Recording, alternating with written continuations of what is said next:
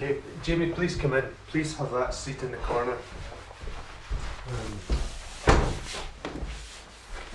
It's nice to see you. I'm John Sturgeon. Nice to meet you, John. You're on a community payback order, a probation order, and it's my job to supervise your order. The first thing that we do is we carry out an assessment, and that's what we're going to be doing this morning for an hour, maybe an hour and a quarter. Have you got time for that? I've got time. I mean, I can't leave it too late because I've got things to do this afternoon. Okay. Well, the room's booked for an hour and a half, so that's really is our kind of maximum time. But I kind of find we all lose concentration after a little while. So you're James Wilson. Can you confirm your date of birth with me? It's the 18th of the 7th, 86. Okay, that's perfect. You're known to the service. You've been around the social work department for quite a long time. Aye. But I've never met you before, so this is a new experience for me. So I always enjoy meeting new people, and we're going to be working with each other for the next 2 years on this community payback order. So I think we're going to get to know each other pretty well, and I hope that goes well. So today's really important. It's an opportunity for you to get to know me, and for me to get to know you. The conditions of the community payback order were explained to you last week. Aye. But there's one thing I just want to underline is that you have a responsibility to comply with the terms of the order. But I don't know if this was explained to you, that I am required by the law to assist you to comply with it, and also to inform the court if you're not complying with it. But that's important, that I have a responsibility to make it easier for you to meet the terms of the order, to help you along that journey. All right. Okay. So the purpose of the interview today is to carry out an assessment. I'm going to be asking you lots of questions. I've got forms here that I've got a lot of boxes that need to be ticked in that. And I would ask you to give as full answers as possible to my questions. Right. How does that sound? Feels like I've been here before doing this. I mean, you know, my information for the past is not going to change, so I just feel like I'm going over old grounds again. Okay. But I suppose I'll get a bash. Okay. Well, we haven't seen you for a wee while, and it's sometimes when you go over the past again, being a bit older, you maybe get different insights into it, so it's maybe worth going over the past again. So let's give it a go. The other thing I'd like to stress is that this interview is confidential, but not quite to these four walls of this room. The interview, I'll be writing it up and I'll be making a report, and that report belongs to the agency. It doesn't belong to me, it doesn't belong to you, it belongs to the agency. Right. So the assessments will be shared, but within this building particularly. If you move on to be under the supervision of another service in another area of Scotland, for instance, that report will go there. Right. Aye. Okay. If you were to say to me that you are concerned about, say something that makes me concerned about the welfare of a child, or the welfare of an adult who's vulnerable for whatever reason, I am obliged to act upon that. So please bear that in mind. Right. Okay. So a lot of questions this morning, and I'm asking you to answer them in as much depth as possible. Okay. How are you with people asking you very personal questions? Depends on the person, really. You know, if I feel like a good relationship with them, I don't mind being open and honest, but you know, my experience with social workers in the past is they're just, you know, pointing the finger. I feel like they're arseholes, sitting in their ivory towers with the whole grace of God go I attitude. So I find it hard to talk to folk like that. Okay. Okay. Well, you're going to have to judge me this morning. I'm assessing you, but you're assessing me too. So you're going to be making judgments about me. So if I can just ask you to kind of relax as much as you can. If you're not sure why I'm asking you a question, then please say. If you find it's difficult to answer for emotional reasons, just say, I'm not quite ready to answer that question now. and we may come back to it, but please just be honest. If I feel you're avoiding things, then I'll maybe push you a little bit further. What I'd like two outcomes from this meeting. One is that I get enough information from my assessment, but the other thing is that you go away from this meeting saying, I've actually learned something about myself. I've got myself thinking. Right. Okay. The purpose of the interview is really to look at how likely it is that you're going to reoffend again. Okay. And then we'll meet again in a few days, maybe as much as a week, and we'll make a plan to reduce these risks. So it'll be quite structured. Right. Okay, so you are starting from the position that you're quite open-minded about me, but your experience of social workers is that they're rather aloof, they're arseholes, and you're not, they keep asking you the same questions. So I'm going to ask you some of the same questions, but I'm going to try not to be an arsehole. Okay? What I do know is, because we've got big files on you, is that sometimes your difficulty with social workers can result in big angry outbursts. It says it, you're kind of quite stroppy. Yep. The last couple of times you've been in the office, that has happened. What is it that triggers that? I'll be honest with you, I struggle with folk talking down to me. So I do. And I know sometimes I'm late for my appointments and stuff. And I've tried to explain that it's because of the transport, having to wait for that. But the social workers I've had in the past, they're not interested. They're not interested in ticking the box and pointing the finger, and it's just something that really gets my back up. Okay. Now, some of these interviews have terminated early because you've walked out. Do you feel yourself getting quite angry when that starts to happen? Do you feel that there's that, or does it just suddenly happen? It's probably linked to something else that's happened with my pals, previously, but the anger's already there. Okay. And rather than, taking it to the next level, I just walk out, because there's no point in it. Can we just say then, that if you feel that happening, if you feel that starting to happen, just say, can we just pause? And I'm happy to stop the interview, and we can just give you a wee bit of time in here on your own, and then I can come back in and we can re-engage, rather than just blow the whole time we've got. Okay. Let's make a start then. If we can start with your what we call your criminal history, your criminal record, and your history with the social services department. What I've got here by looking through the file, so we don't have to go through information that's non-essential, is that you first became known to social workers at 12 years old. Aye, 12-year-old. And that was at 12 years old, the point where you leave your primary school and go into secondary school. And you were referred to us by the school because there was disruption in the class. You remember that? Aye. Okay. We also know that you're the only person in your family who's been in trouble with the law as well. Aye, my family like to remind me that all the times. Your parents, your relationship with them has always been very good. Aye, I'm close to my mum and dad. Aye. So I've got here that they're loving and supportive. Aye, I'd say they're certainly supportive, and they've obviously stopped by me and put up with my crap, so yeah, maybe that kind of... But one of my colleagues are saying that, noted in the file, just to check that this is quite accurate, they're a bit worn out by you. Aye, probably my mum more than my dad. Okay. My mum probably puts up with me more than my dad. Okay. Which I feel bad for, but she's always there.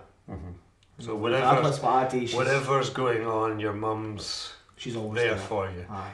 And you say she's a bit more than your dad. What's your dad's? I think my dad's just at the stage where he's just fed up with, I'm an adult now and they've still got to kind of intervene and help me in my life, which I know it impacts on their marriage. It's no fair, but I can't get into them. That's how it is. Aye. That's how it is. We'll come back to that in a bit more detail.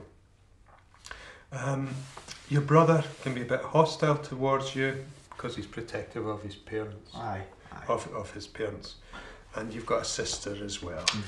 Okay. Now, I've got a copy of your criminal record here. And it's quite an extensive record, but for kind of low-level crime. Housebreaking. Aye. Burglaries. Yeah, that kind of thing, as they say in England, burglaries. Assault. Aye. Driving charges. Just kind of antisocial stuff. Aye, I mean, stupid stuff. Kind of, once I've had a few drinks, kind of spontaneous thinking that we're going to go and do something, and that's usually the stupid things we do. So alcohol is already identified as a factor. And your friends? Aye. Okay. Aye. Okay. Do you ever commit offences on your own? No. No. I mean, maybe like silly me things, like maybe shoplifting. You know, I've did that more, but no, like house breakings and taking cars. That's a two-man job. Okay. And you've been in court a lot. How many times do you think you've been in court? Lost count after the 8th time. How many do you think? A lot. Okay. Seriously? Yeah. 47 times. 47 times you've been in court since you were 16. 47 times. And each court appearance has usually more than one offence in it. Aye. I'll ask you another question. How many times do you think you offend and don't get caught? Would you get caught 1 in 3, 1 in 4, 1 in... Well, I don't get caught every time. That's you know, probably every 4th time I do something I'm getting caught. Okay. And it's usually because I'm stupid and I leave evidence or Okay. or I'm too drunk. So we're talking about between 16 and you're 30 now, that you're committed over maybe you could have been in court over 200 times. Yeah. And committing 3 or 4 offences every time. You may be getting up to 1,000 offences. You've been very busy. Aye. You've been very busy. There are 4 offences this time. You were involved with others in breaking into somebody's house. You stole a car, and you were driving that car without a licence and insurance. And we also know that the goods were not recovered because they were damaged when the police were chasing you. So you have 4 current offences. You've been on probation before. Aye. I've done it a few times. Aye. Have you ever completed it? No. No. What happens? Starts off, you know, good intentions, you know, want to do the right thing. I always meet folk, you know, through that process. And then the drink just sets back in. You know, my priorities are the drink and catching up with my pals. And so you don't come in for appointments and then it comes to an end? Aye. Okay. And there was one occasion where the relationship with your supervising officer just broke down as well, and the order was not viable after that. And there was one of your probation orders where it was revoked because you committed another offence as well. So during the period of probation, you committed another offence. Okay. And how many times have you been to prison? 6, 7. 6 or 7 times. Okay. And when you've been in prison, have you ever been sanctioned for misconduct when you've been in prison? Aye. Aye. Again, for stupid things like fighting. Yeah, when you're in that environment, you know, you get cabin fever and, you know, the silliest wee things set you off. And usually you're in there with folk that you wouldn't usually have anything to do with, so That's Just a the kind perfect environment really to kind of do stupid things like that. if you want to fight a prison, it's Aye. probably a good place Aye. to do it. So you were formally sanctioned by the governor Yep. of the prison on how many occasions? There's been quite a few times I've been sanctioned by the governor. Every prison sentence, or? No, not every prison sentence, because then, you know, the first gym I got my heat down, I wanted to go home yet. Second time, I thought I knew what I was going to expect, so I didn't really care about what I was doing in there and how I behaved. So probably about 3 times. Okay. So that's your background. What I do notice is in the criminal records information I've got is that when you were younger there were a lot of offences going on, and now you're kind of as you got into your late 20s, things began to slow down a little bit, so the pattern was changing a little bit. Either you're not getting caught as much or you're actually offending less. Which is it? If I'm being totally honest, probably a combination of both. Combination. Aye. So I suppose when you're younger, you don't really care. You know, you're just kind of keeping up with your pals, what they're doing. You don't want to let the side down. Okay. But as I got older, I met somebody. They were helping to settle down a wee bit, and then the kids came along. Okay. And the second one came along, and that's when I've started to maybe go back to my old ways, because it was a bit too much for me. Okay. How do you see the future? Well, I don't want to be sitting here, you know, talking to social workers or being on orders, because, you know, it's getting a bit boring now. Okay. And I want to be the best I can be. I want to, you know, have a bright future, and I want my kids to be proud of me and my parents. But I'm just stuck. I don't know how to get to that next stage. So, do you think you can change? I believe that everybody can change.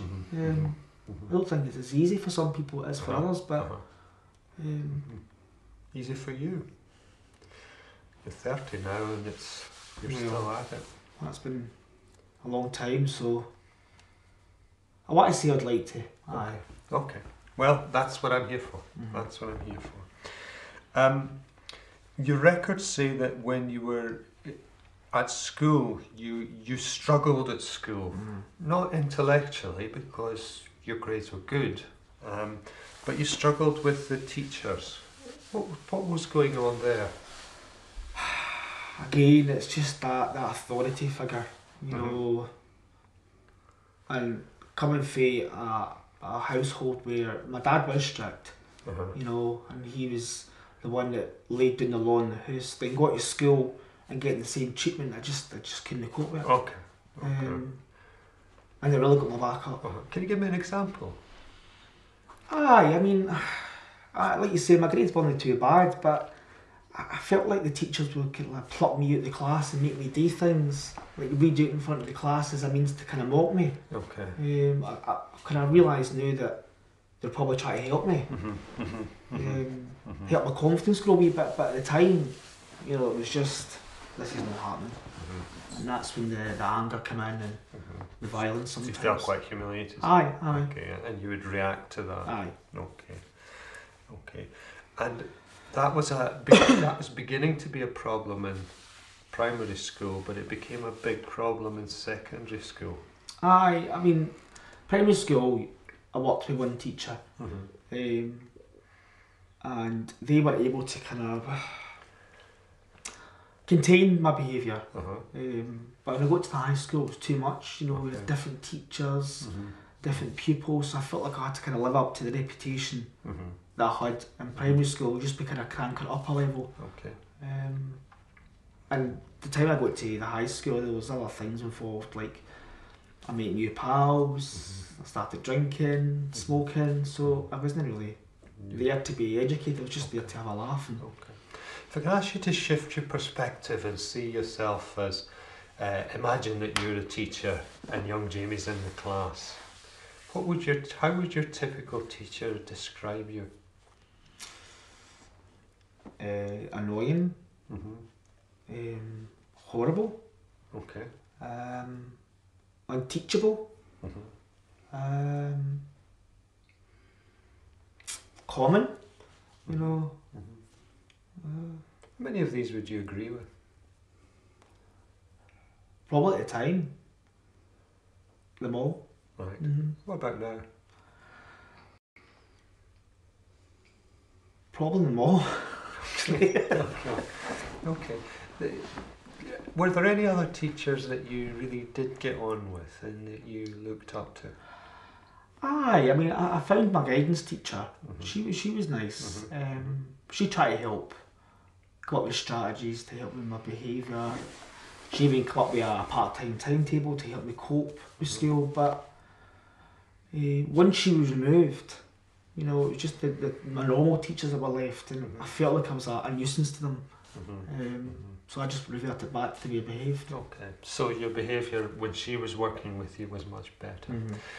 If you could put yourself into her seat, how would she describe you?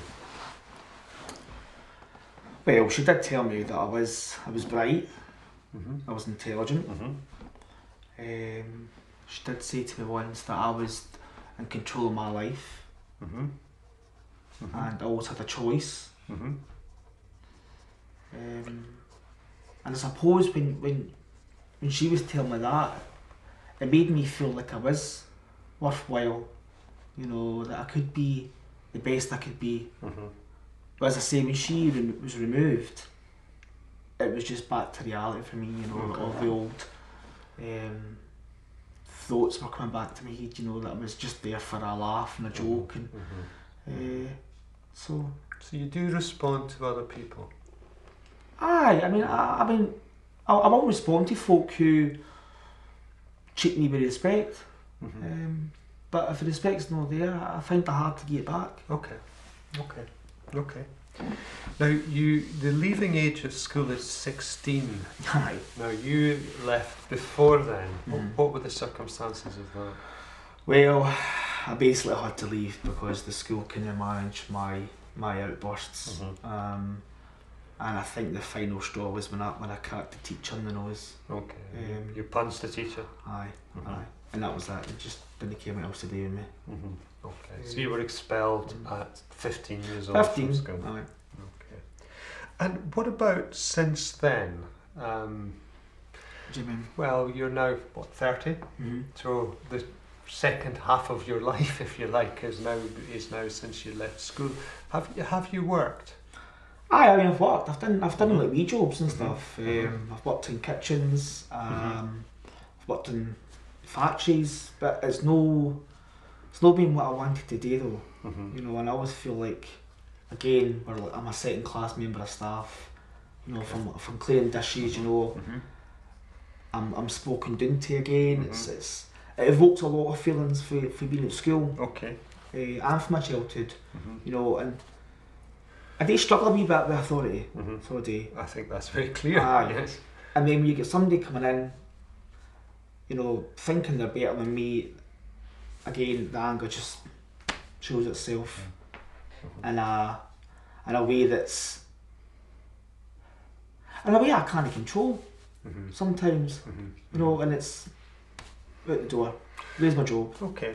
Now, they think they're better than you. There's a bit before that, and we'll come back to that later, is you think they think they're better than you. Okay. So they're maybe not thinking they're any better than you. Well, certainly by they present themselves at the time, I would argue that because. Okay. Well, I wasn't there. So, aye. I'll bow to your judgment on that. Aye. What's the longest you've had a job?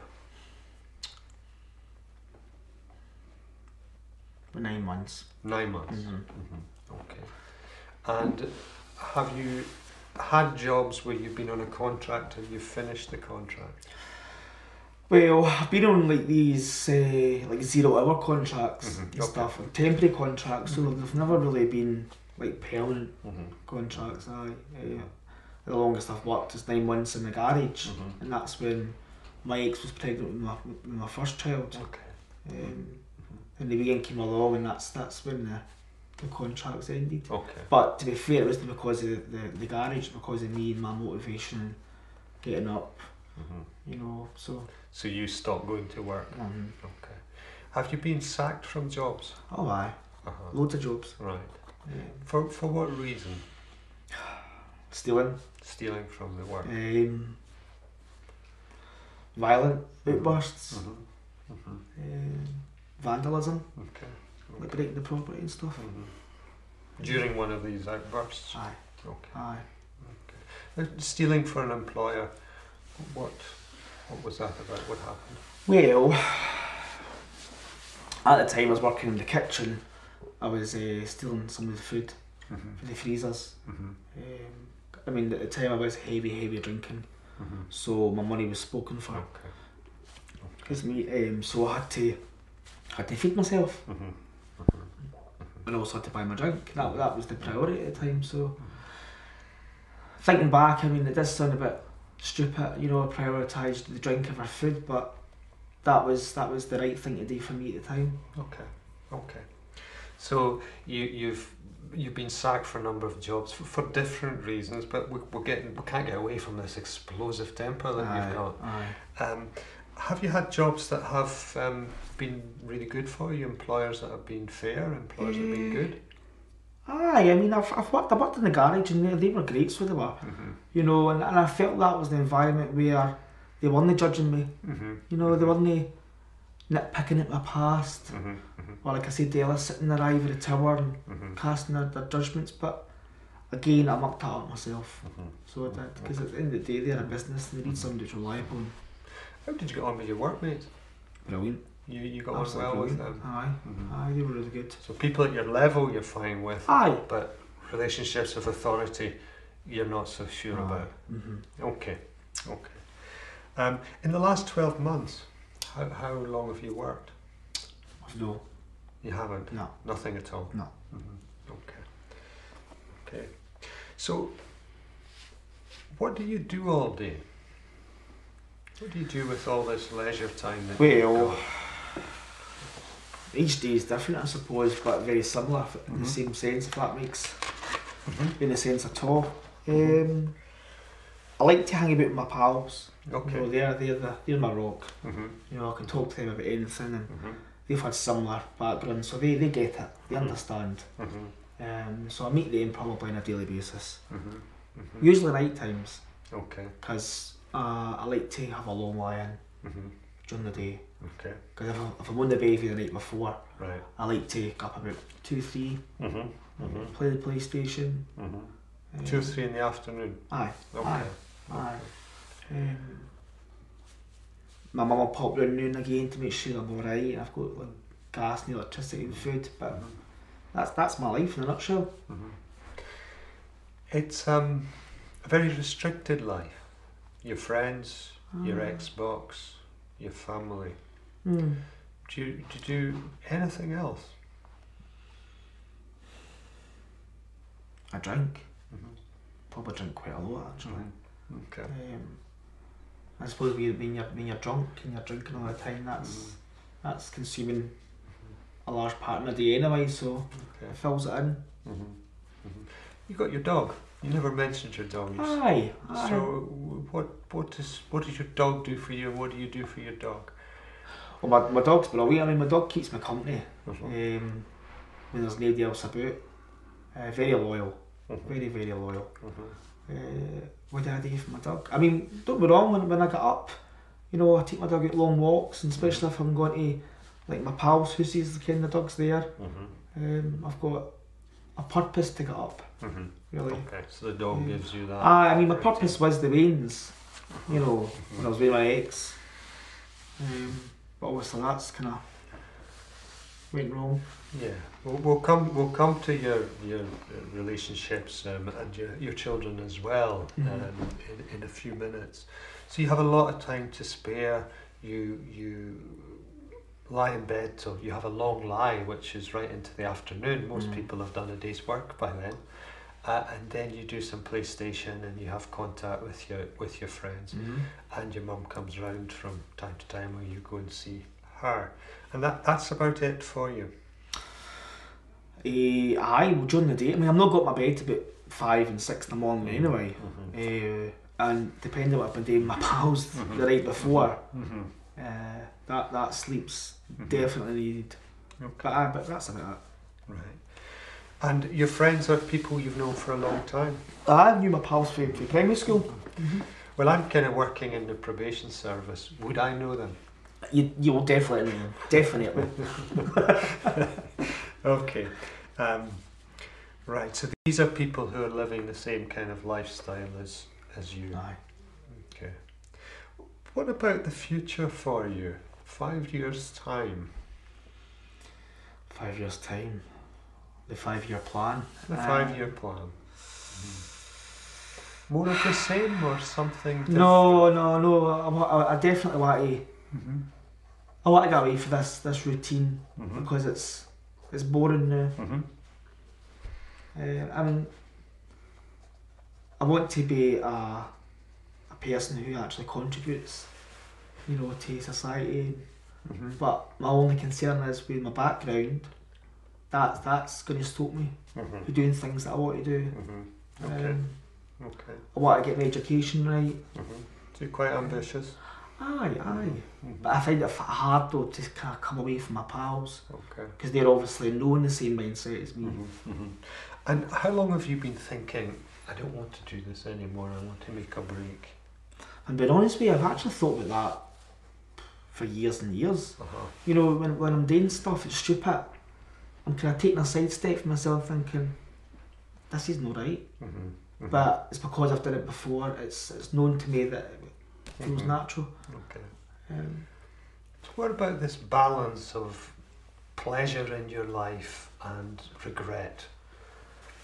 Where's it tipping? Because there is a balance, isn't there? There's kind of I like my friends and I live, this is my life, and I kind of want to change. I mean, I certainly regret things I've done. And I get pleasure for being with my pals because they get me. You understand me? I don't need to pretend I'm something I'm not. It's quite simple. Aye. But I've got to acknowledge that maybe it's no a healthy relationship that I've got with them, and I think for me, if I want to move on and change, I need to distance myself. But if I distance myself from them, I've got nobody else. I've got my mum and dad, but then they've got their limits as well, I suppose. Okay. Well, we all need our friends. We all need our friends. Your friends make you feel quite comfortable. Aye. Yeah.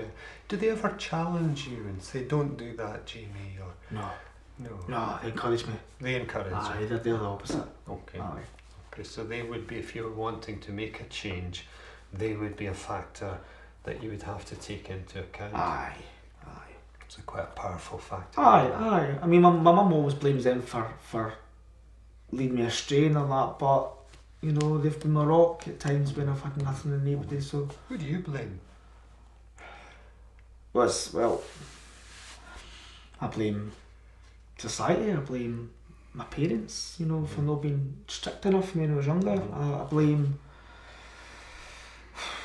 my teachers at school, for not understanding me at the time. And aye. Do you blame your friends? Sometimes I blame them for kind of stupid ideas, and I get tied in with it, and I go along and end up doing the time in the jail. Do you contribute stupid ideas to them? Sometimes. Okay. Now, what about yourself? Do you blame yourself for this? I do. I mean, I blame myself for things like being able to, hold down a job, and not being able to be the dad that I wanted to be, or the partner to my ex that I wanted to be,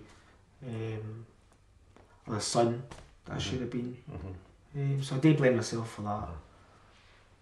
But the stuff at the beginning, I just feel like if people were more in tune with me at the time, I wouldn't have been on that road. So. Okay, so it's quite a mixture of yourself, your friends, your teachers, your family. It's quite a mixture. Yeah. Your teachers have all moved on. Maybe some of them are in other schools, some of them are retired. Your friends are still with you, your family are still with you. Life moves on. Aye. But you're the constant figure. Aye, I mean, you're right. Everything's changing around about me, but I still feel the same person who was excluded from school at 15. It's Yeah, and if there had been Xboxes then, when you were younger, you would have been playing your Xbox. You're right, things have moved on for then. Now, these are friends who sort of never say to you, don't do that, Jamie, your life will get complicated, someone get hurt or something like this, you'll end up in prison. Are there any others, people from your past, people in the present, who would take a different view, people you maybe avoid because you're a little bit embarrassed about something that's happened, maybe a friend from the past who you value their opinion on things, but wouldn't agree with this lifestyle? Well, the first person that pops into my mind is my ex-partner. She was my best friend, very level-headed, mature, and I think that's what attracted me to her to begin with. You know, she was somebody who was the polar opposite to me, but very nurturing, very kind-hearted. What's her name? Ashley. Ashley. Okay. And again, I suppose I've kind of ran her into the ground as well with my behaviours, and you know, and she's somebody that I want to have a relationship with, even if it's just as friends, which would be great for the kids. But I understand she kind of keeps me at arm's length because the way I am, she doesn't want me around about the kids, which is understandable. But she is definitely somebody that I do avoid because she knows me and. Does she challenge you when she sees you? All the time. Right. Yeah. And is she pleased to see you? Well, I'm definitely pleased to see her. I mean, she always gives me a cuddle and tells me to take care of her after she's seen me. But so I suppose she does. But I mean, she's one for, you know, coming right down on me. Okay. She'll not mince her words. She doesn't. No. She doesn't mess about. No. You know what she's thinking. Yep. Okay. And is there anybody else? My dad. Your dad. A spade's a spade when it comes to my dad, and he will not put up with the crap that I'm doing. Because I feel like I'm an embarrassment to him. I think compared to my brother and sister, you know, they've always been up on that pedestal, and they've always been, you know, educated and had great jobs and they've got great families. So I feel like if I avoid him, no bringing me into the picture for him.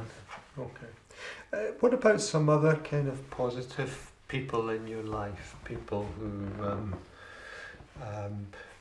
if we say a friend is someone whose opinion you really value, and in consequence you change your behaviour when you approach them. As an acquaintance is somebody who has less impact on you. Have you got any other friends around who would not agree with this kind of criminal lifestyle that you have, this hanging about, getting into trouble?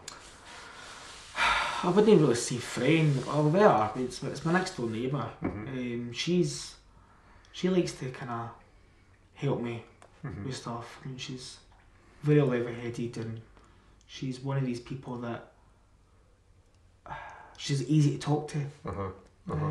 And she's always told me to pop round if I need help. Or, so I mean, I suppose she's a person that would. Do you talk to her about your problems? I've spoken to her. She knows my background. She knows the stuff I've done, and she's probably one of the only ones who have thrown it back in my face and made me feel stupid or belittled me about it. So, and she's always told me, you know, there is light at the end of the tunnel. You know, life is what you make it. But I think she's experienced some hardship herself, and she's came at the other end. So that's inspiring. So you got your friends who are really quite pro-criminal. They're likely to draw you into crime and justify offences. And you've got one or two people, your ex-partner Ashley, and you've got your next door neighbour who really represent an alternative view, as does your father as well. Okay. Yeah. What about in terms of the forces which is a stronger force in your life, your friends or these other voices? Well, I'm definitely stuck in a rut, and the ones that ruin me the most is my pals, who do kind of lure me into the normal behaviours that we do. So I'd say the force is probably more with them. Okay. And one group of people you talked about is your family, and I'm going to include Ashley, and you've got 2 children? Yep. And are they both Ashley's children? Yeah. Yeah. And one is what age? 5, got just about to start school. Okay. That makes you feel a bit older, I'm sure. Aye. And the other one? 18 months. Okay. And is this really from a long relationship you've had with Ashley, or has it been a bit on off?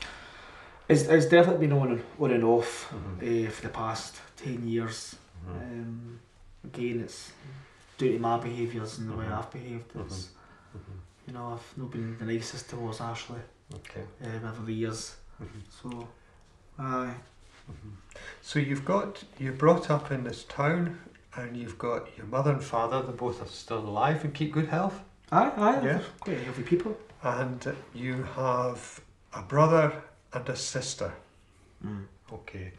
And what I know is from previous records is that your brother can be quite hostile towards you because of the hassle that you've brought into the house to your parents.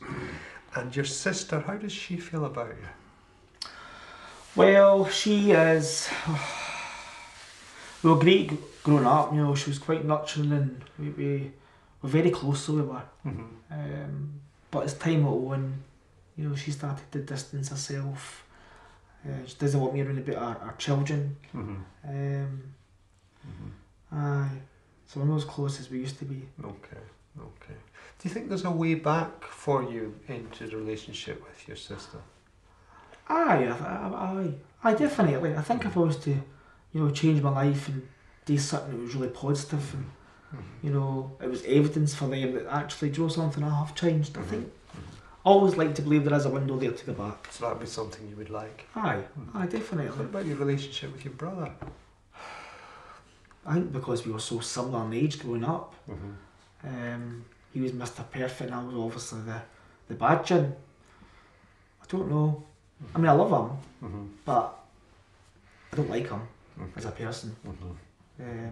So I don't think there's ever going to be anything concrete there between us two. When did you start to grow apart from him? Probably when he was at the high school. He was 2 years older than me. Again, he was perfect at school, went to school all the time, excellent behaved, and I was an embarrassment to him. Okay. So you've grown away from quite an early stage. Your mum and dad, they keep good health, they've not been in trouble. Your father, you said, was quite strict with you, and your mother was very forgiving with you, and that's the case. And you see your mother quite a lot. How often do you see your father? Last time I seen him was at Christmas time.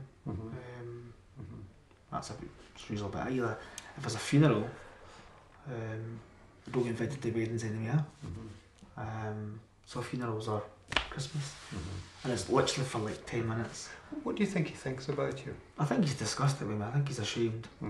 And he always said, you know, in the past, that he wished I was the born. So that's kind of stuff that's. I mean, don't get me wrong. I mean, suppose when you're breaking into houses and you're bringing the post, the door, and social workers, that's, you know, I can understand why I would say that. But I always felt like he was comparing me to my siblings. Okay. Do you think there's a way back between you and your father?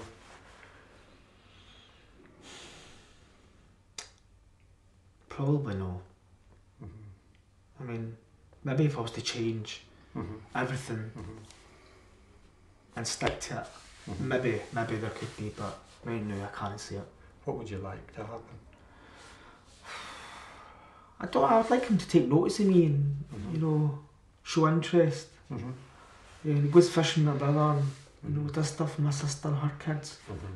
I mean, he's not got much of a relationship with my children. So I think I would like stuff like that to improve. So you're maybe missing out a bit. Aye. Missing out. Okay. Ashley and you separated just after the wee one was born, and the relationship with Ashley has been on and off. Why has it broken down? She has tried countless times to get me off the drink. You know, a right shoulder to cry on. I've abused that. Okay. So I have. She's no one to be messed with now. When I first met Ashley, she was quite, say, vulnerable. Came from quite a similar background to me.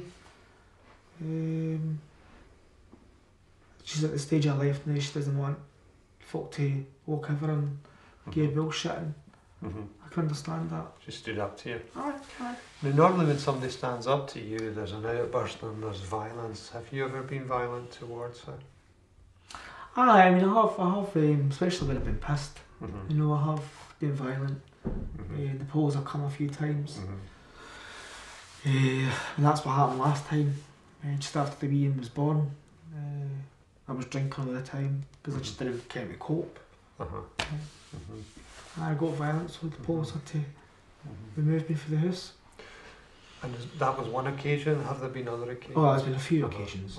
And shouting? And, shouting, screaming, me vandalising her house.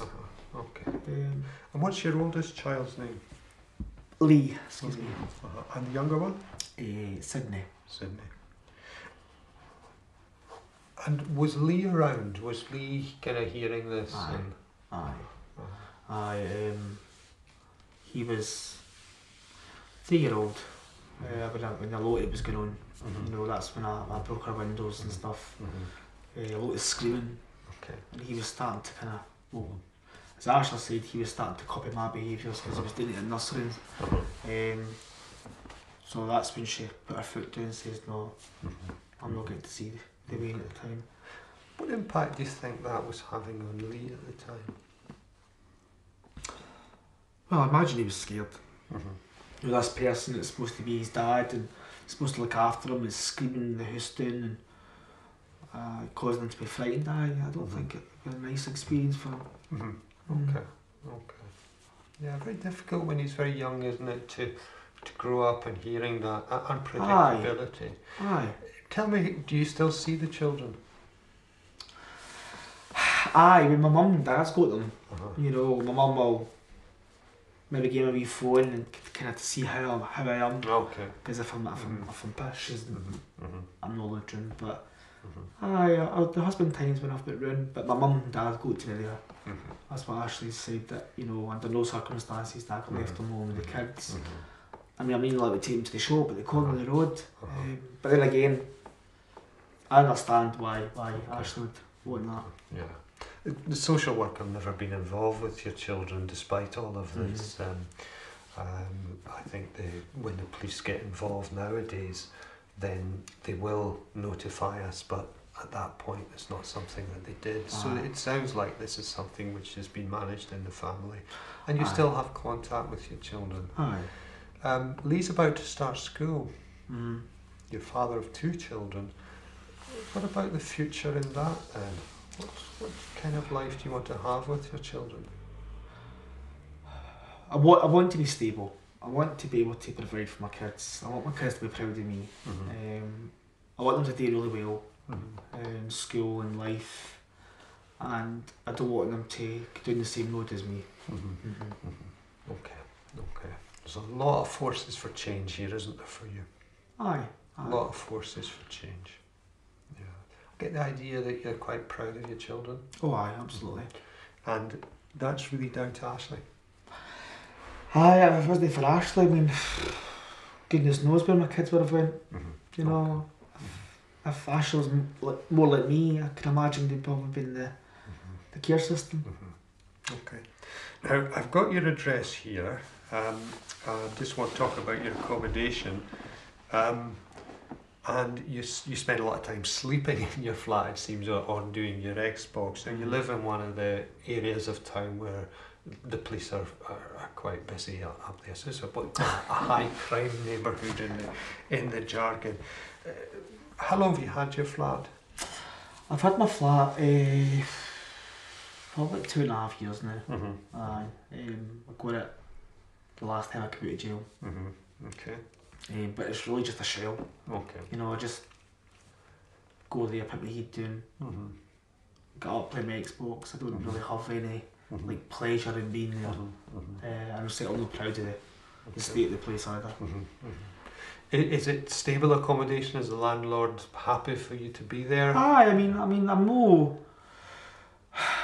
I've had a few run-ins with the landlord, you know, because my pal's been running late at night and putting music on and drinking. But I would say I'm on my last legs. Okay, so has there been formal warnings? Oh, aye, there's been a few. Okay, so a lot of noise about, your friends are about, and is that something that's continuing? You still have your friends round? Not as much as I used to, because you know, at the end of the day, I've got to have somewhere to stay. I mean, they're alright, they've got families, they've got places they can put their heat down, but I need to kind of be mindful that, you know, that's where I need to be, and if they're going to come round partying and getting drunk and, you know, having the police come into the door, you know, that's no good. That's something you could change quite easily. You could say, don't come round. Aye. I could do, but then if I do that, I might cut my nose off to spite my face. What does that mean? Well, they might not want to hang about me. They might think that I'm trying to keep them away. Okay. And I don't want them to think that I'm better than them. Okay. I try to be better than them. Okay. Yeah. Okay. And you get on with your neighbours? You said there is a neighbour you get on there's with. one neighbour. I mean, the rest of them, they don't. I mean, they're the ones that phone the police. So it is. Ones that are out in the street gossiping about me. But the one neighbour, she's alright. What do you think it's like to live next door to you? Probably not very pleasant. Okay. Imagine it's hard work. Noise. Aye. Very noisy. You got carpet? No. So pacing about at night. Aye. When they're trying to sleep. Yeah, and I'm in the middle flat, so. Okay. You know, they're getting up in the morning and they're tired and they're grumpy. Aye, and they've got, I mean, the ones downstairs, they've got veins, so. I get it. I do get it. Just. Okay. How are you for money? What do you live off? Benefits. Aye. Which is not enough. To be honest with you, I kind of live hand to mouth. I don't see how I can budget with the money I get. Okay. It's not a lot of money. So again, this is when I kind of fall back into shoplifting for food, or for toiletries, because my money is spoken for. Either I owe it to my pals when they get their money, or it goes in drink. Okay. So alcohol is a big factor. How well do you feed yourself? Not very. Not very. You're lucky if I'll eat every 2 days. Okay. Unless me and my pals can go out on a rampage and steal some stuff. So you rely on your friends for a little bit of money and you give money to them. Aye. Does your mum and dad support you at all? They used to, until I stole for them. Right. I stole quite a substantial amount of money, so that stopped. Have you got any debts? Loads of debts. Yeah. And are any of these debts got threats attached to them? Aye, I mean, there's been some loan sharks and that, you know, came to the door and demanding money. And a few times my mum's bailed me out. With I just fall back into the same trap. And I suppose I assumed that she would help me out again. But I suppose I've got the limits and I'm not going to do it anywhere. And is money a motivation for offending? I need to steal something. Money a motivation? Yeah. Aye. Okay. Absolutely. Because I need the money to do what I want to do, but I need the money to feed myself. So I'll go out and steal. And Okay. If we can move on, that really to something that you've mentioned a few times, substances. Any drugs? Well, in the past I've tried stuff, I've took stuff, but it's not really been my cup of tea. It's a bit lame actually.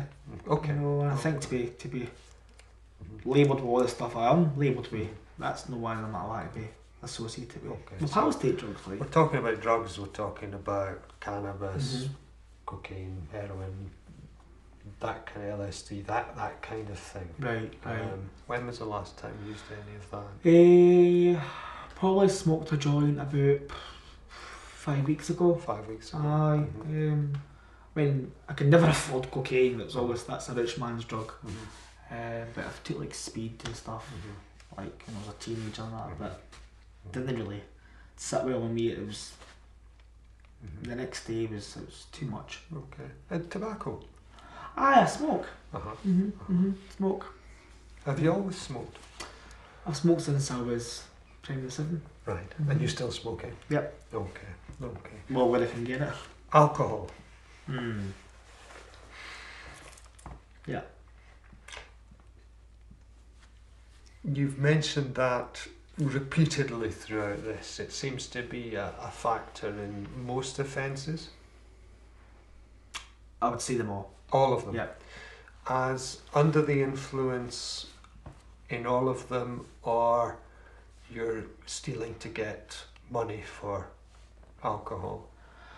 Aye, I mean, the ones that's set me down, there's always been alcohol involved with that. But the next day I may have the shakes from the alcohol, so I'll go out and steal again to get the money to buy it. To stop the shakes. Aye. Okay. An alcohol problem then? I wouldn't say it was a problem. No, I wouldn't say it was a problem. I mean, I like a drink, but I don't. Okay. I suppose with the shakes, you could see it as a problem, but you know, I'm able to fix that. What would you say is a problem then? I'm curious as to this. What would you say is if you were to say, I've got an alcohol problem, John, you've got an alcohol problem. I said, what do you mean, Jamie? And what would you be looking for? Well, somebody has got an alcohol problem, drinks all day, every day. And for me, there's some days I can't get the drink. So I don't see that as a problem. Okay, when you can't get it, aye. Your life doesn't fall apart. Oh, I see it does fall apart to a certain degree, you know. Maybe I have got a problem. What's your evidence for that being a problem then? For it not being a problem? No, for it being a problem. You say, maybe I've got a problem. So what's your evidence for that? Well, seeing as me having a drink, you know, I was relaxing, I was socialising with my pals, so I never seen it as a problem. But I'm getting to the stage now where I will drink on my own. Okay. No through choice, just because there's nobody else there. And I'd always wait, my pals were about to have a drink. But now it's no the case. I'm drinking probably the cheapest of drinks you can get. Like £1 bottles of cider, which isn't the nicest. Right. Maybe it is a problem then. Okay. Are there any other indicators it's a problem? You're saying that you're drinking more and more, and some of these alcohol at the pound a bottle is very strong. It's a quick fix. You're drinking to stop the shakes. What are the other indicators it's a problem? Well, I suppose by getting pissed and having the shakes, then going out and stealing to get the money. I'm not working. I'm not trying to build up a relationship with my ex and my kids, my mum and dad. That's... You're beginning to convince me. Are you convincing yourself? This is probably the first time I've kind of acknowledged it. Okay. The way I am, it's easy to run away and pretend that, you know, I don't need to have a relationship with these people and, you know, fuck them. And I never really see alcohol as the problem. I wouldn't really say that is the problem, but I would say it's a barrier. Okay. To stop me from to stop me from moving on. Okay. And it's a barrier, I think, that in your describing, if you're drinking more and more, it's becoming bigger and bigger and higher and higher. What does Ashley, what do your parents say about alcohol and you? Oh, they hate it. They will quite openly say that I'm an absolute arsehole with the drink, and that's probably when I'm most aggressive and violent, is when I've had a drink. But you're saying now that you're seeing things, beginning this morning to see things slightly differently. Were they right all along? As much as I hate to admit it, they probably are. No, they are. No, they definitely are. It's hard to admit things, isn't it? Aye. It is hard to admit things. But I think, see, admitting it, it's quite liberating at the same time. Okay. Because I'm able to take a side step from the normal, you know, garbage that's in my head to actually realising that, you know, if I'm acknowledging it, I'm seeing that's the problem, the next step might be a bit easier. Okay, I like that. But one of the things you said a few minutes ago was that alcohol's not the problem, alcohol's the barrier. What did you mean by that? What do you think the problem is? I think I'm the problem. Okay. And I use alcohol to cover up how I'm really feeling. It stops me from, alcohol is a barrier because it stops me from wanting to, it stops me from having a relationship with my kids, my family, getting a decent job. But I think the problem is me, it's in here. Okay. So you could say then that the vast majority of your teachers were right. Aye. You could say that your father was right, your brother is right. But there's other people, remember, who have a different view of you. I think Ashley's got mixed views about you. Your next door neighbour that you talk to has got views about you, which are slightly different, slightly unconventional, because and your guidance teacher had a different view of you. So I think it's maybe important that you balance that argument just now, that all these people with negative views of you are right. What about the truths that your neighbour's telling you? What about the truths that Ashley would tell you, your mother would see in you, and your guidance teacher would see in you? What are they?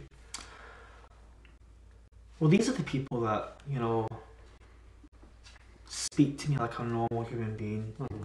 They'll highlight things that I'm doing well. They think I'm a nice person, you know, I'm very helpful, I'm very compassionate, I'm a good listener. I get that quite a lot, I know. When I'm in that moment, it's easy to digest that. Okay. But when I leave them, it goes away. Okay. I'm back to old Jamie again, the thought process that nobody likes me. What's the point of trying to be nice to people? Okay, so there's a good Jamie, and then there's the aspects of you which are more problematic. Now, I think that we mustn't lose sight of both of these aspects. I don't want you to feel too comfortable that everything's okay, because everything's not okay. But neither do I want you to feel too uncomfortable and ashamed and all that negative emotion which stops you moving forward. Okay? Okay. Now, I think there's another couple of things I want to talk to you about, but I just want to sort of say that's kind of the first part of what I wanted to talk to you about this morning, and I think that's been very hard work. You must be feeling very tired. I mean, this is middle of the night for me. Okay. I was meaning that we'd be discussing some quite difficult things. Stuff that I wouldn't usually talk about. And you've handled it. Did you feel that kind of anger building up at any point? No, because I feel relaxed and comfortable. You know, you were wanting to know me without judging me. Okay. Okay. As I feel relaxed. Okay. Now, I want to move on to some quite difficult territory maybe for you, because I want to talk about the reason that we're here. Just for a few minutes, just to get the outlines of it. What I know is that you were with your, what we call in the law, you know, the co-accused. Are these three other people, are they your core group, your friends? Aye. Okay.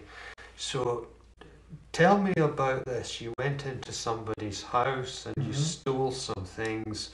You were driving a car, the police are chasing you, and things got thrown out the car and damaged irreparably. Can you just in a few minutes just tell me about that? Aye, I mean, it was a classic night with me and my pals. They came round to my bit. We had a few bottles of cider. My pal had mentioned that he'd seen there's a lot of new houses at the back here, big houses, where the posh folks died. He'd said that he'd seen a window open, and he knew that they were away on holiday. So it sounded like the perfect opportunity to go and have a wee look to see what they had. So that's what we did. Got pissed. Went into the house. Tried on a few of their clays. Aye. We thought it would be appropriate to take their car and take all their fancy gadgets that they had. You know, because they clearly had money. They could afford to replace it. Okay. So it was a win-win situation. Okay. Well, that was the mindset at the time anyway. And we have been encouraged by our pals who are all thinking the same. It seems the best thing to do. Although it's no. I know I get that, it's no. Okay. But you're in the house. Yeah. Who went in first? My pal Johnny. So he went in first, and how did you all get in? Well, he went into the wee window. The wee window was open at the back of the house, and he opened the front door from the inside.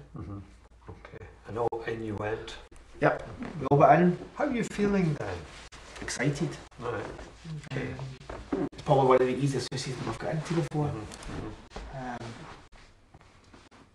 I'm excited. Nervous at the same time. But mostly excited. Okay. And you said you were kind of fooling about in the house during that time. Trying on different clothes, hats. Like my pal got one of the women's makeup, you know, and had wrote over the walls and stuff. So it was what was a laugh at the time. Good fun. Aye. I imagine when in your life of drinking and Xboxing, it is very entertaining. We all need a bit of excitement. Aye. It was a spur of the moment thing that turned out to be quite a good thing, because one, we're having a laugh, had a good drink, and we're getting a car and some gadgets at the same time. What was the plan? Well, the plan was just to get in the house as quickly as possible, take what we could find that was valuable, and get out. But when I got in there, it was a different story. So what happened? They had a big house with lots of stuff, and we felt that we couldn't take them all unless we had the car. Okay. So my pal hot-wired the car, started loading some stuff into the car, and off we went. Again, the buzz of doing that was there. You know, we enjoyed it a lot. And?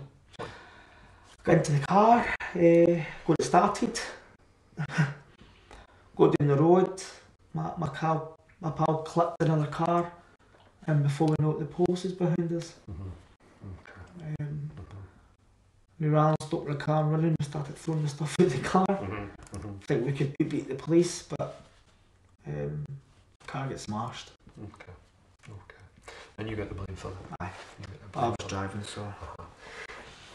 What about the person whose house it was? You kind of said, well, they can afford to replace it, writing on the walls, all that kind of stuff. What about them? What do you mean by that? Well, they come come back after a holiday or a night out or whatever they've been doing, and they find their place has been ransacked, their clothes have been worn, they've got lipstick all over the wall. Not really put much thought into that. Because I always thought, you know, they clearly have got money, they can afford to replace this stuff. I mean, what's a car or what's an iPad to them? Yeah. But I suppose, if I was to think, if somebody treated my mum and dad like that, I wouldn't be very happy. Okay. Let's run with that then. I go into your mother's house and your father's house one night when they're out, and I do what you did, so you know the scene, and I steal your father's car. Right. Well, I'd be pissed off at you, be angry. I would want justice. Okay. Because that's my mum and dad. What would justice be for you? Never the police, that's for sure. Probably a good beating. A good hiding. You'd find out who did it, Aye. or who you thought did it. Aye, and give a good hide. Okay. Would that be a way forward here if I just go and tell them who you are and tell them that you'll be here next week? And Oh no, definitely. Oh no. You wouldn't fancy that? No. Okay. No. Okay. Okay. Is there anything you'd like to say to them? Well, if I'm being honest, I would like to admit to things that I've done, you know, and apologise. Because I think that's the right thing to do, and if it was my mum and dad that happened to, the right thing to do would be to apologise to them, so I would do the same. Not easy though. I don't know how I'd apologise. I don't know how I'd get the opportunity to apologise, but I would like to apologise. Okay. Well, we're going to make a plan in the next time we meet, and maybe that could be in the background to that plan, because I would say everything's possible, and if that's a really important thing for you, and it would have to be an important thing for them, that we could see if we could work out how to do that, because I think it's particularly important. Right. Does their opinion of you matter? It does. Okay. It does. Okay. So that might be quite important. Yeah. Okay. Let's just kind of summarise then for all that we've discussed this morning. I said at the start that it was, I'd be carrying out a kind of risk assessment, a risk of your reoffending. Okay? We've had quite a long discussion this morning, and I'll do a summary, but I wonder if you want to have a go at it first. Do you think your risk of reoffending is low, medium, high, or very high, if things continue as they do? High. Okay. High. If I'm being honest, it's going to happen again. And what would need to change to reduce that risk? Me? Okay. Everything that I'm doing. Well, not everything, because remember, some people said some good things about you. Aye, that's true. I think what needs to change is me getting a job which I can hold down. Me being able to say no to my pals. Okay. That's what I can really say the new. Okay. With changing. Because I think if they were to change, things will come in naturally. Okay, so your friends is an obvious one, isn't it? Your friends are there when you're offending. Alcohol's another one, isn't it? Alcohol. Aye, I mean, enjoy a drink and that. So I don't want to say that something needs to necessarily change. I mean, maybe reduce the amount I'm taking, but aye. We've also got your employment history, and your education history comes into this, because it reveals to us a bit of a problem with authority figures as well. Yeah. Okay. So these are things to think about. I'm going to I use a structured an assessment tool. So I think that your friends and alcohol use are really obvious risk areas. There are some strengths, and I want to use this tool to kind of identify them, and I'm going to go away and do that now, and the next time we meet we'll kind of pull these things together. So what you have some significant strengths in your life. Your mother is there for you. Your sister's kind of there and thereabouts. She's not far away, I guess. No. You've got Ashley as well, and I get the feeling from what you said that, you know, Ashley's, she seems to want the children to have a relationship with their grandparents. She does. And maybe she wants them to have a relationship with you, but not the you that is causing problems. The you that's the good side. That's what she wants for her children and your children. Aye, that's right. Lee's about to start school, so it's a big moment. Would you like to take him to school? I'd love that. That'd be great. Especially for his first day, that'd be brilliant. Yeah. What would he feel about you coming and picking him up from school with your friends and while you're drunk? I'd be scared.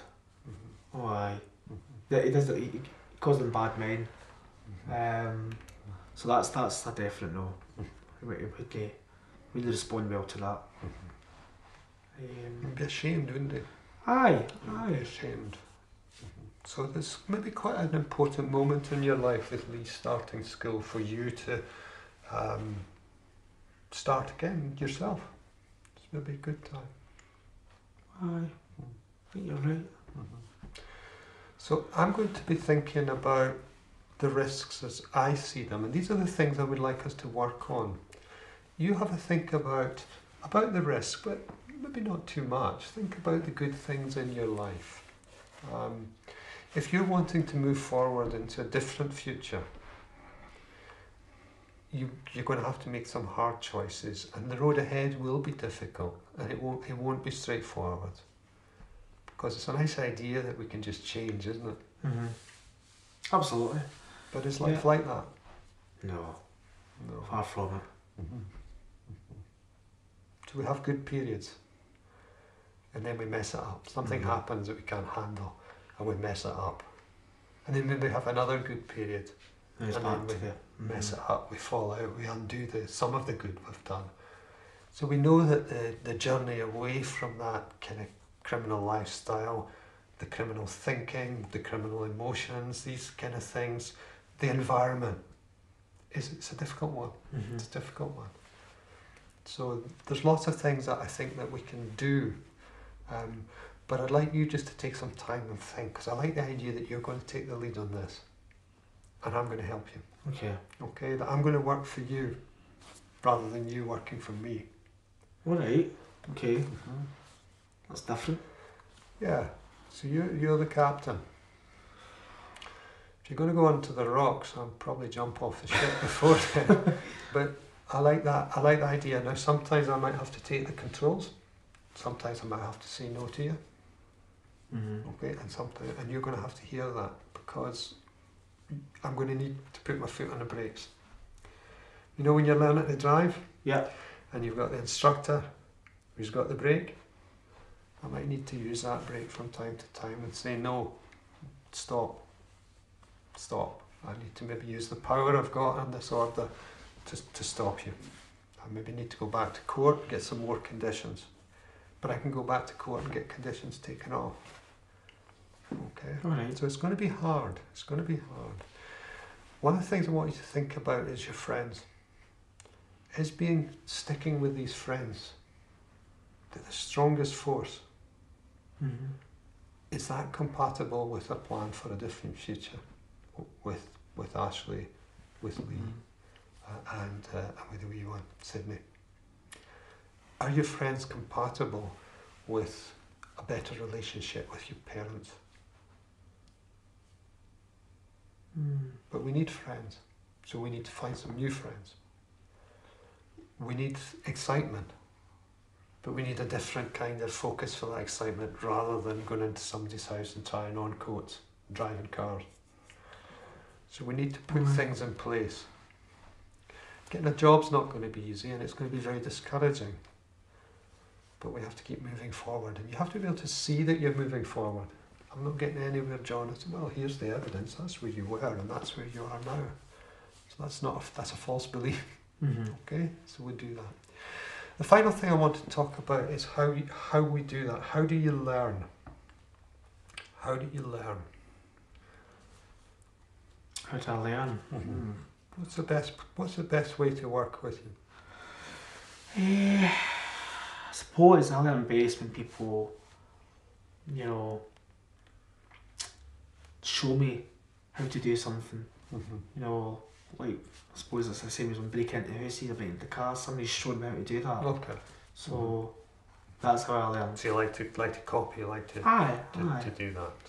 Okay. We'll do one-to-one contacts because that's private. We can talk about very sensitive things. But what we know is that in order to move away from an offending lifestyle, sometimes it's better to work with groups of other people who are in the same situation. So the idea is that you learn together and you challenge each other. That's why we learn at school in groups rather than one-to-one, because we all learn together. How would you feel about that? I think where I'm at just now, I'm ready for a challenge which is going to help me. Help me open my eyes. What's out there, what I can achieve.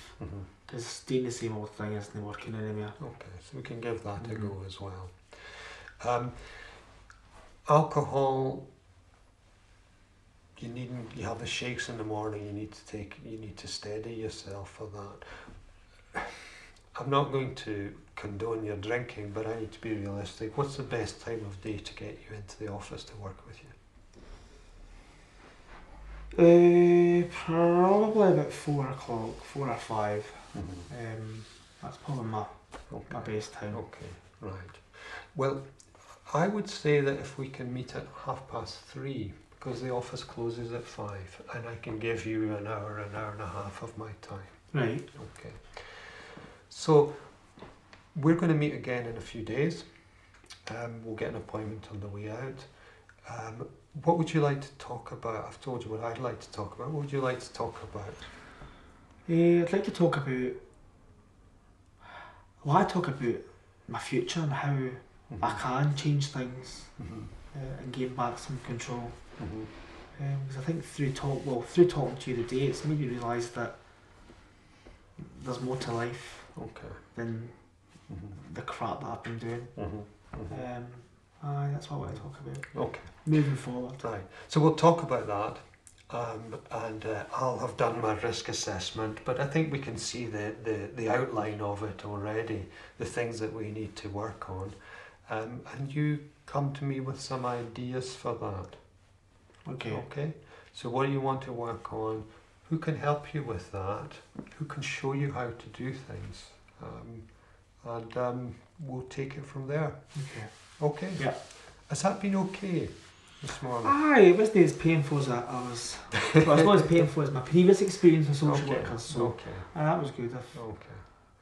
I feel a sense of relief actually. Right. Well, I said this morning that I wanted to learn a lot about you, but I also wanted you to learn about yourself. Has that been achieved? Aye, in a roundabout way. I have learned more about the things that I want in life. I've kind of came to realise the things that I can change within that. But as I said, it's just getting that push. So you're feeling quite positive? Aye, I'm feeling more positive than I did when I first came in. Aye, definitely. What I'm worried about now is that you're feeling quite energised. That's an emotional reaction. What I worry about is that you kind of go away and all that motivation takes a dip. I see that a lot. People come back and the openness that's created in this interview is now closed down, and we have to start generating that kind of enthusiasm again. That's what I'm worried about. I wonder now that you're feeling relaxed, you're feeling positive, you kind of see that the road ahead is going to be difficult, but there maybe is a different future for you. I wonder if you could go and tell your mum about today. Tell somebody about today. I think that's a good idea. I think my mum would like to hear that as well. Okay. Actually, I think I will. Okay, so that's a definite plan. Yeah. And the other plan is we'll see you in a few days. Yeah. Okay, shall we leave it there? Yep. Okay. Bye. Jamie, thank you. It's been a great pleasure for me.